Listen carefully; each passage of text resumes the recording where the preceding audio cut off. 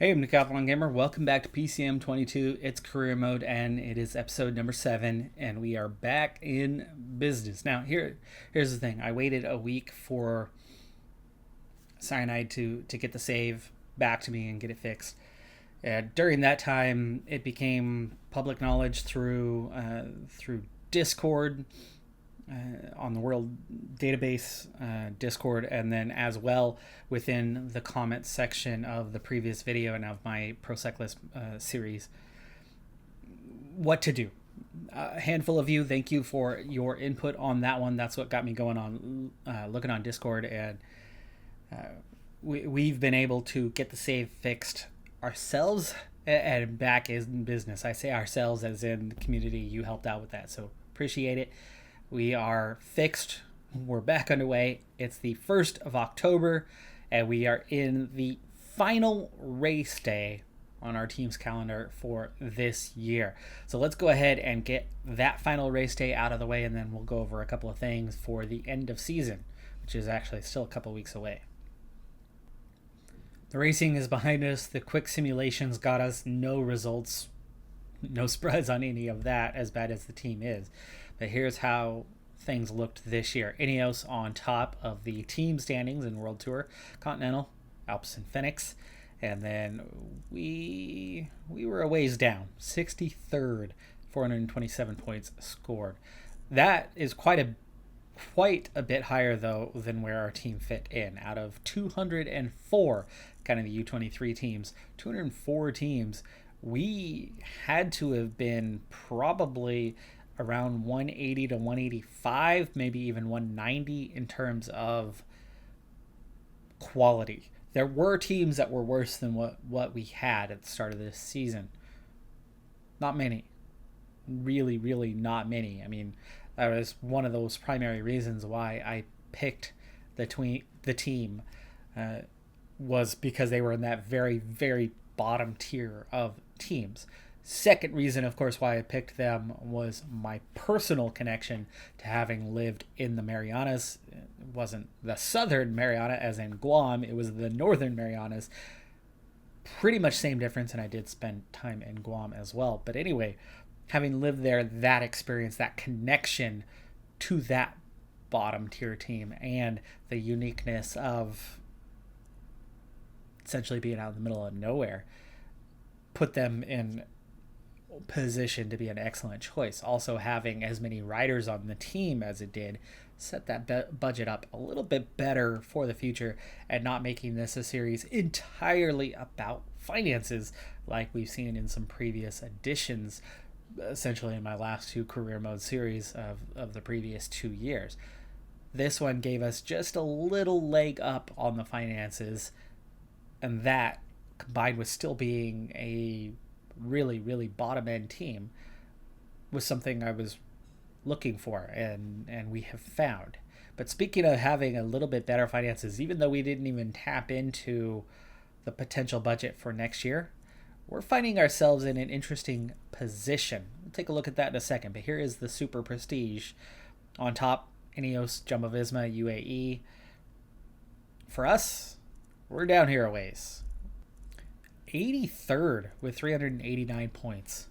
That is pretty solid. Now there's, a week and a half left in the season. There's going to be a few more points out there. It is entirely possible that we drop a position or two, but honestly, it's unlikely to alter much from where it is. And look around us. What is here? For one, there's Matrix Power Tag. Just throwing that one out there. Reference to last year. But Israel Cycling Academies U23, Bahrain Cycling Academies U23, the development team DSM, their U23, Hagens Berman Axion, another throwback to last season. That's where we have finished in this first season. That's really impressive. Really, really impressive. And for me, it's getting the victory. Now, we're going to be classified as 3 on this page, I think. Yes, 3, because we got the Guam time trial and road race. I can't count that. For me, this season has been a success. lo and behold, because of one Rick Noble. Rick Noble picking up an authentic victory against race competition, despite how poor this team is, has been an incredible success. Because in real life, this team is doing mostly amateur races. Mostly. And those aren't on this calendar, right? So, as successful as they might be IRL, in game, that success is just not going to be found. Yet we did. And that is awesome. Really awesome. But for me, the most shocking news of this season, other than pulling off the impossible of getting a victory this year, is what might happen come next season. Now, I'm glad that we have a better budget, but we are a team that started with zero reputation, and reputation has to be built over time. And so signing quality riders is not a realistic option, and we didn't sign technically quality riders. I mean, we have some really intriguing prospects and some guys that aren't far off, and some guys that are going to make us way more competitive next season than we were this season.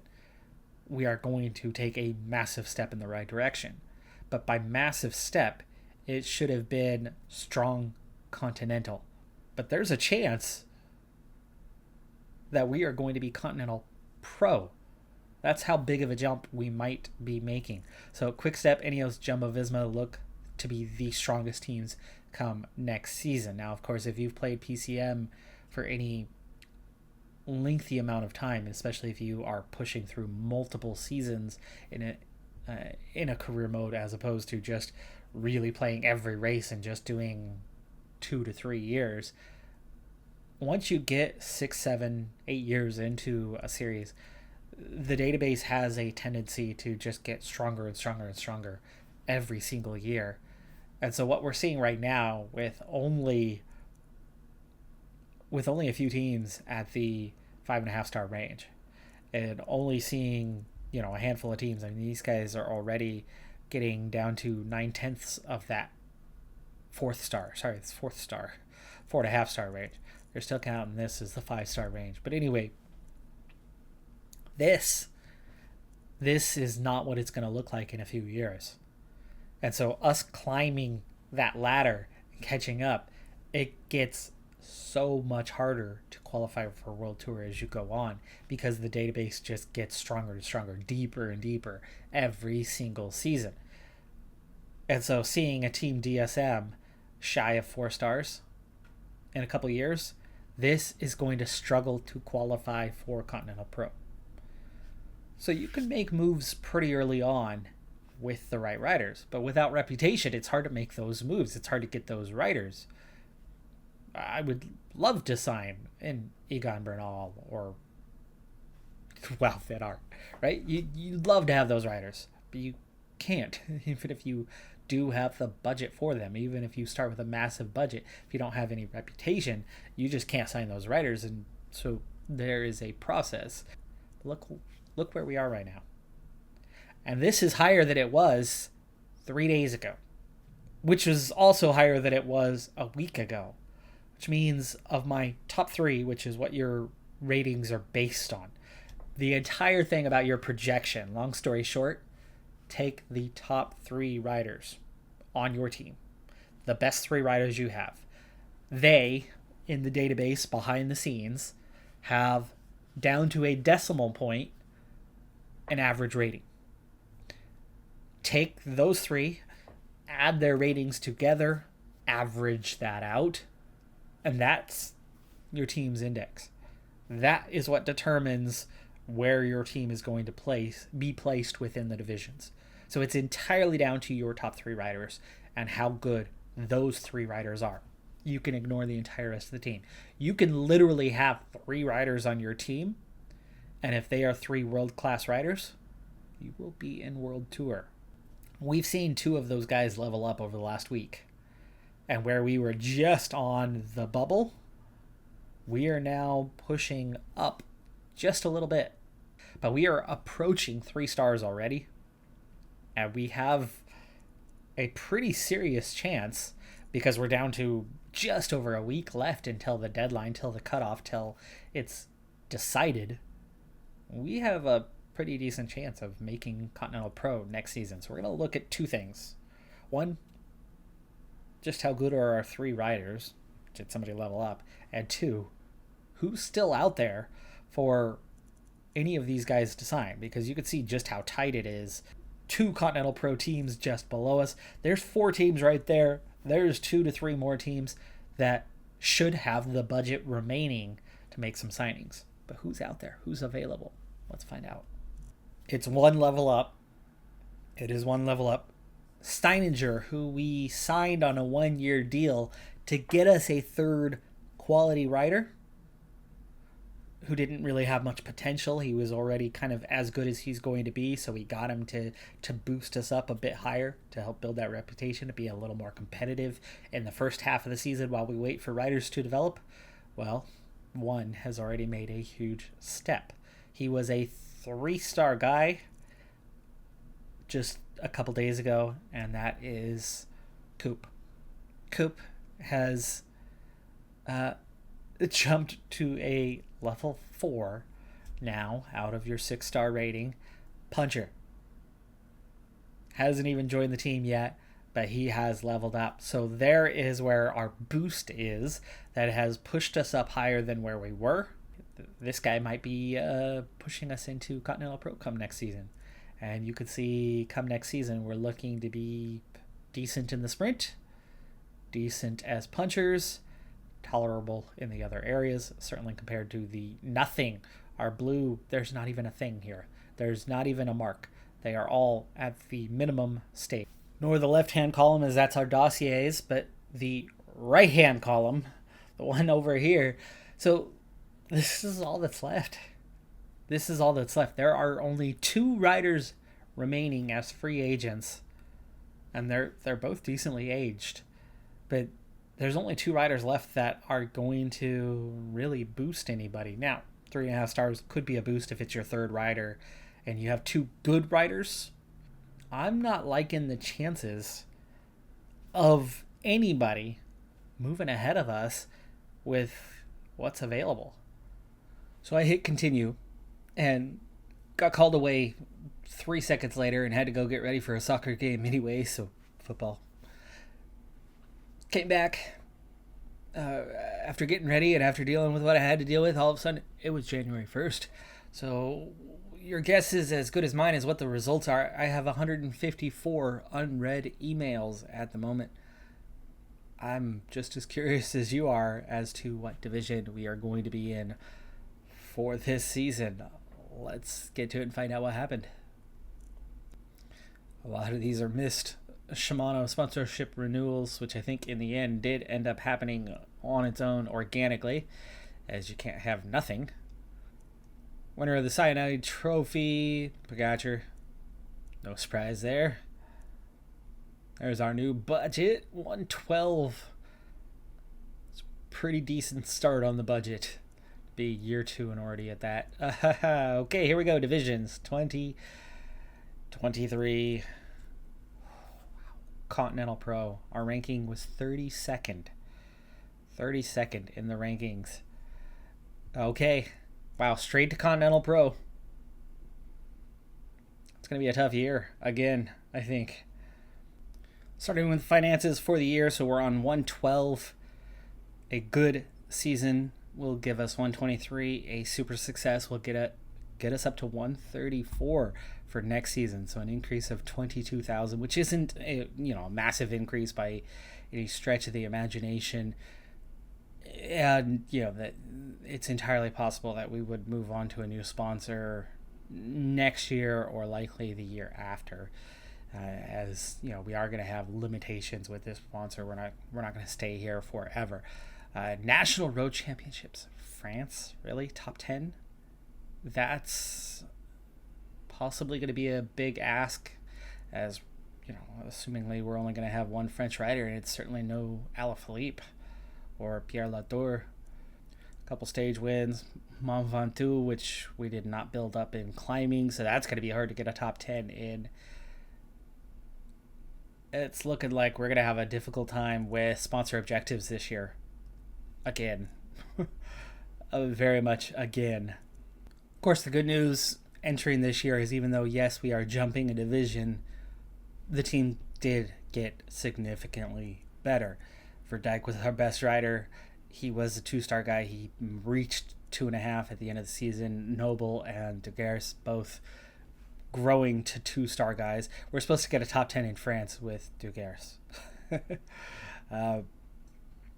And Peloton to support him, as we do still have 2 French riders and still have 2 Guamanian riders and 2 Dutch riders all left, all holdovers.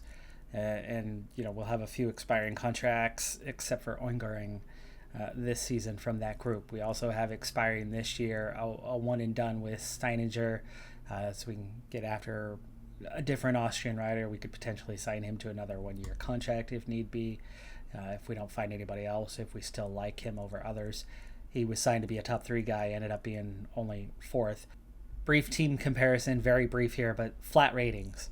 You're going to see all of our top guys. Our top guy was Verdijk. He was a 65. Mountain ratings. Do we even have anybody up here? Degares was our highest.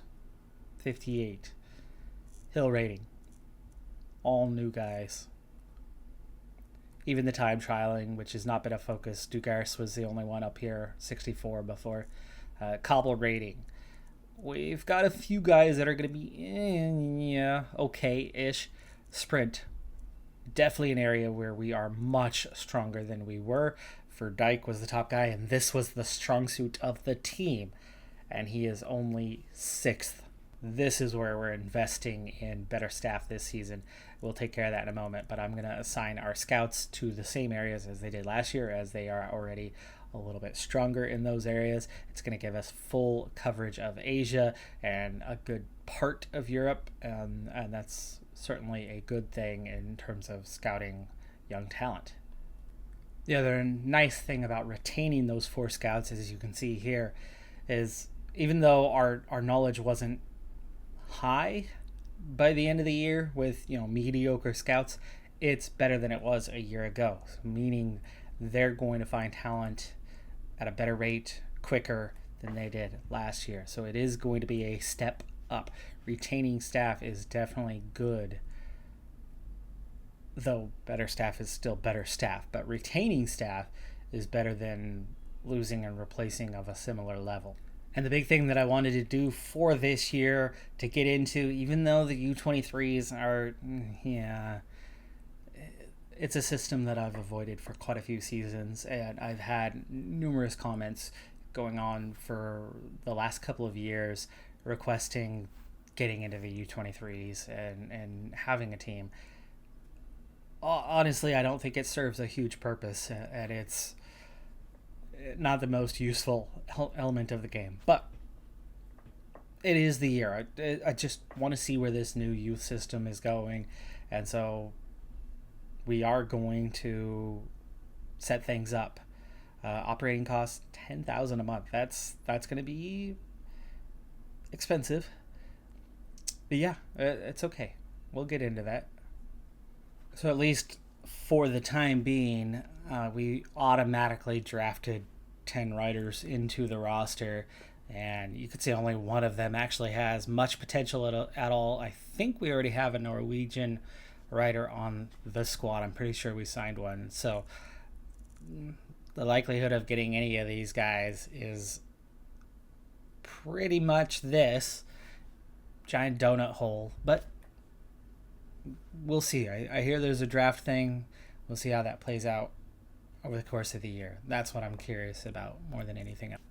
One of the hardest things to do every season, and to do it right, and when sponsor objectives are going to be tight, you really have to do it right.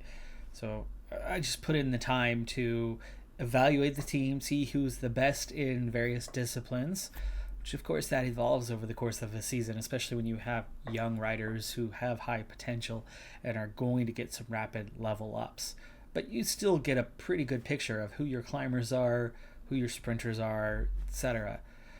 But then going into your sponsor objectives and finding out what the most important races of the year are, and not just getting results, period, in general across the board, but what are those sponsor objectives? Because, like I said, if it's going to be tight, you need every advantage you can going into those.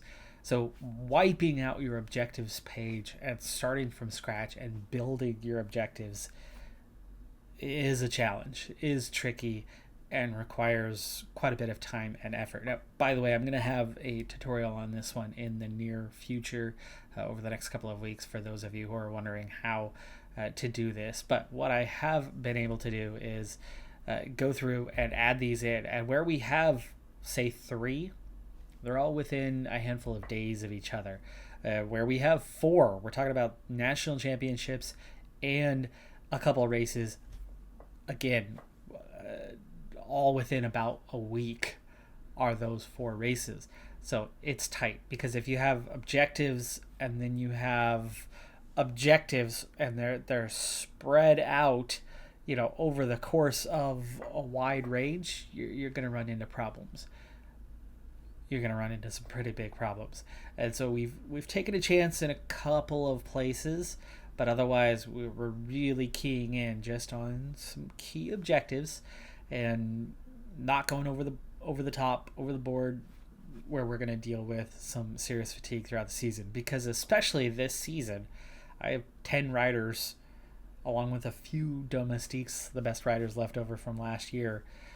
But I have 10 riders, essentially, for the team this year, for all of those sponsor objectives. And if you're getting 6 or 7 in a race out of 10, and you have sponsor objectives coming back to back to back, it's really hard to get those objectives divvied in a way that's going to give you 6 or 7 riders on that objective at any given time. So getting 3 to 4 guys on the objective at least, especially 1 or 2 leaders, is going to at least help out. And then throwing in a domestique or 2 to help fill that out. So that's why, Verdyke has a couple objectives. Noble has a few objectives. Dugaris has an objective to get those domestiques at least on their game as best as they can be, to go in and help support when there's just too much happening, is essential. Then, of course, you have to follow that up by, now you at least have this lovely green line where objectives fall in. So our first race of the year is an objective. And the first thing, obviously, is picking those who have been assigned the objective. Then, knowing the profile, knowing who those best riders are, which for me, I like sticky notes. I use sticky notes for this one. So this is who my best mountain climbers are, my punchers, my classics riders, and so on. Keeping track of that, filling that out, and then throwing in those domestiques based on, who's going to at least offer some support and isn't overloaded on their calendar. It's a lot going on. It is so much going on. But, you do what you can do. Knowing that A, we're not very capable, B, we have 0 popularity right now in the world. I mean, we had 1 very minor win last year, so we're still a total unknown in the sport. We did put in a handful of requests, but definitely did not go after all the World Tour races. Of course, Continental Pro, you get into that stage where you can request invites, and then they're going to pick a few wildcard teams depending on the race. We did get 1. We have 0 on the calendar right now, but we did get 1. So we're going to have a single World Tour race at this stage. We got instant denials on a few, and there's only probably 3 or 4 more in play where we'll find out later. Chances are we're not going to get those invites, so it's entirely possible that Minerva Classic Bruges Tapen is the only World Tour race we will have this season. That's okay, though. Still operating on a budget, but this is actually an area where we saved some money compared to last year. But we have 2 new trainers, a groundbreaking and modern trainer. We'll get those assigned and set up as we get into our season. Final day of January, and it's our first sponsor objective of the year. It's also our first race of the year, and the entirety of the team that makes this up is new riders to the team, as we are obviously in that total reshaping of what we had, and this group got us into Continental Pro. Also, I set this up as an objective for a handful of riders, but I also mixed, because it's January, I mixed some of the riders at very high fitness levels entering the season, others not quite as much. And the breakaway is still trying to get established right now. They've been working really, really hard to get away, and then just as it seemed settled on 8 riders, one rider decided to attack, and the Peloton chased pretty hard for a lot of kilometers, and then when 3 more riders attacked, that rider was finally pulled in, and one of those 3 made it up to the front group. They've got a little over 2 minutes, but we've been at a pretty hot tempo throughout. Now, the objective for today, top 10. A top 10 seems fairly manageable for this kind of race, so we'll see if we can actually pull that off. The only downside to this one, for a punchy race, you can see it's not a punchy finish. It's a sprint finish, but you've got to be able to punch to get there. Pithy's our guy for that, and Pithy's pretty good. Pithy got a lot of podiums last season. He's got a +4 today, as he is one of those guys we set up well. He's got the 98% fitness. He had the objective for this, and so he's coming in looking strong. Frigo's another one that we came in well prepared for, and they're all doing well. Hardest climb of the day is ongoing right now. The 9 riders at the front have a 3.5 minute gap, which seems pretty likely they will be caught. But with 77k to go, we need to send somebody back to get water. Maybe, well, Coop. No, you know what? Those guys will recover on the descent. We'll send Culverwell back. He was protecting Frigo, or no, send Ponemer, because Bogley is not the main guy. He's kind of our third one, so we'll leave him unprotected for a little bit. Let Ponemer take care of that. 134 in the Peloton. We did drop 2 riders out the back. With the descent, they're close. They may get back on, but you know that there's going to be a lot of fatigue. Our main guys, the top 3, top 4, are back to full strength, but a lot of the others are not. And you figure some of the field is going to be in pretty sad shape. Okay, there we go. Water's done. 62k, so we don't have to worry about that the rest of the way. Here is the profile of what is to come. This section, not so bad, but it looks like we're chasing pretty hard. 3 minutes now, the gap. So there's going to be some intensity from here on out.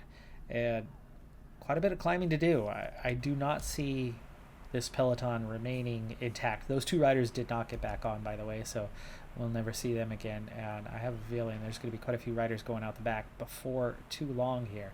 For now, easing off, making sure we're not dropping back too far. We've got a couple guys like Frigo and Coop that have dropped back a ways, but you know, there's enough time for them to recover that. They're not too far back.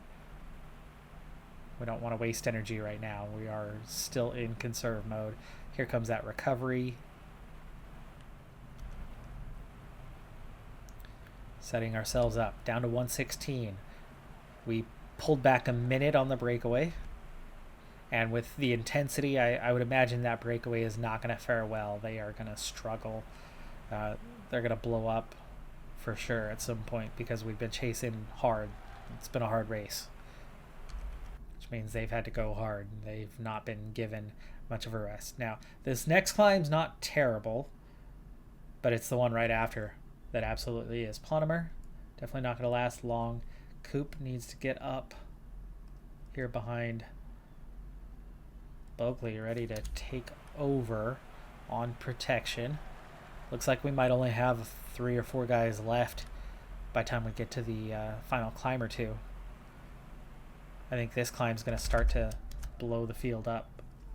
Speaking of, this is not the time to be dropping back, so we'll put these guys to an 81.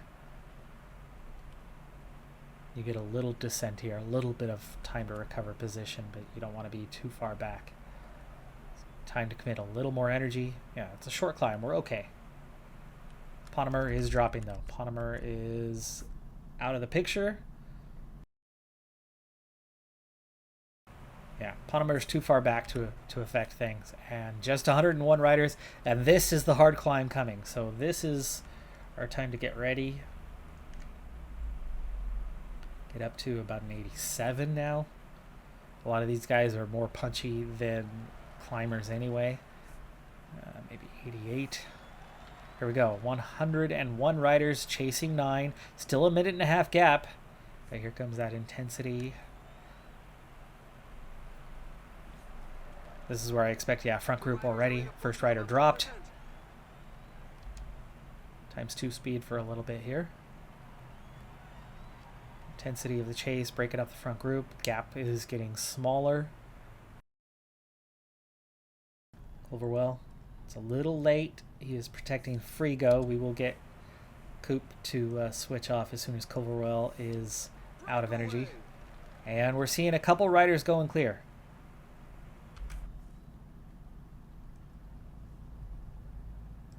Lafay, Bystrom, and then this is all breakaway riders for the most part. But I do think we might need to take over this chase. I was going to kind of wait for the next climb, but it seems like the time is now. We are strong enough. We're on the list of favorites. There's not a lot of top riders here, and nobody seems to want to chase those two at the moment. They're going to get away really fast and go off and win this thing if we don't push on. Plus that breakaway, some of those riders will hang on as well. So you'd be looking at fighting for 6th place at best if we don't respond. So Pithy is going to follow Frigo, Bogley, Coop. That's the obvious thing there. Huggins is right there. I don't think Culverwell, well, he's got an ounce of energy. So let's use Culverwell's ounce of energy to get the initial acceleration on the chase. Okay, that's him getting us up to speed. Now Huggins isn't going to go quite as hard, but he's already up to the tempo he needs to be, and we're approaching the top now. So this is fine. 65 in the Peloton. Now we're pulling back. First a breakaway rider. Not the guys that have attacked, but Huggins can control things for a little bit here. Back off a little.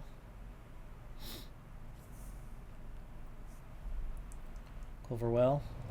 He's too far back, but we'll see if he can help break toe. One rider up here in the mix. Certainly one of your favorites, Honore. Okay, Huggins. Speed it up again.